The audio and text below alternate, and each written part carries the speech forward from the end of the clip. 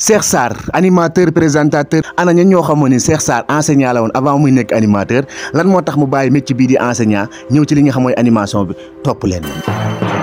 moom Cheikh Sarr mi ngi juddoo fii di kër Momar Sarr foofu la juddoo foofu la màggee foofu la jàngee moom Cheikh Sarr nag bi mu nekkee xale bu ndaw la commencé bëgg lii di animation doon animé ci ngénte yi ak ci fóoral yi waaye teewu nag da doon jàng waaye jàngu Cheikh Sarr métti woon lool parce que Cheikh Sarr da doon jàng di dindal boppam ay fourniture am maanaam moo doon defal boppam lépp dafa yàgg nekk bañkat moom Cheikh Sarr da doon dimbale boppam ci lii nga xam ne nag mooy marché hebdomadaire doon am di yenu saako pour bu école tijjee mën a jënd ay fourniture am mujj gi bu mu méttee ci la bàyyi jàng un jour yaayam ne ko Cheikh est-ce que doo dem participer ci concours enseignant yi am yi boobu nag 1998 la woon Cheikh Sarr si la demee participer bu mu demee Cheikh Sarr daal di admis lii nga xam ne nag mooy concours enseignant bi en 1999 Cheikh Sarr si la commencé jàngale nag benn dëkk bu tuddoon Kër Bassine en 1999 ba tey ci la rajo rural bii di Kër Momar Sarr daal di tijjee baa xam ne rajo boobu Cheikh Sarr moo si njëkk a wax ndax kii di directeur bi magam la woon di Ndongo Sarr Cheikh Sarr nag ci la commencé jàngale commencé animation maanaam da doon animé di jàngale di boole ñoom ñaar yëpp mu dem ba si yàgg nag animation bi daal di gagné Cheikh Sarr ñuy dem ba 2003 nag Cheikh Sarr ci la arrêté lii nga xam ne nag mooy enseignant bi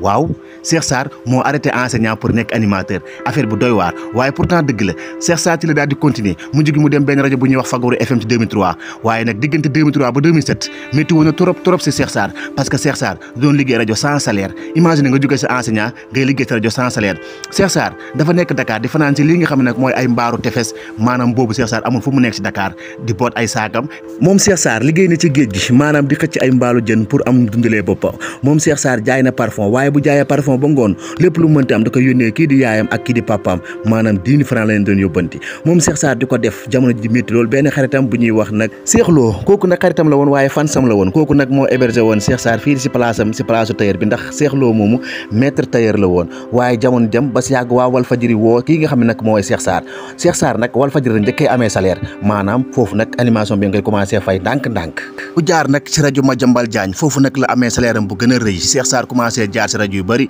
lu ci mel ni Soppi FM ak yeneen rajo yu bëree bëri ndax Cheikh Sarr jamono jooju nag mi ngi commencé cartonné jamono ji ban animateur bu mag nga ñemee wax te doo si génne turu kii di Cheikh Sarr amul maanaam bokk na ci les 5 plus grands animateurs fii ci diwaanu Sénégal ci la ñëwee nag Zik FM waaw Zik FM nag mën nañu wax nag moo defar Cheikh Sarr nag